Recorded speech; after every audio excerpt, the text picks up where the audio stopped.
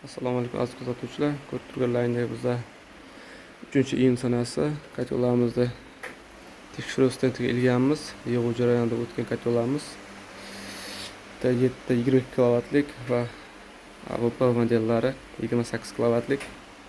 Shuni qozonlik ko'rishlar mumkin. Ish holatlari hamma narsasi polovni ishlatib ko'rib 24 soat davomida mana turadi bular. Yoqib qo'yamiz. Bugun yoqib qo'ysak, hop soatlarimiz hozir 8:11 minut. Ertaga o'sha ish boshlagan kelganimizga qadar yonib turish kerak. O'sha biz bayda kechib ketganimizda ham bular ish ko'rsatsa o'zi yonib turib ertaga kelganimizda yongan holatda ishlayotgan bo'lsa, demak ishlayapti. Yuqori gradus, o'rta gradus va eng yuqori gradusga qo'yib 35 gradusdan 80 gradusgacha qo'yib tekshirib ko'ramiz bo'ladi.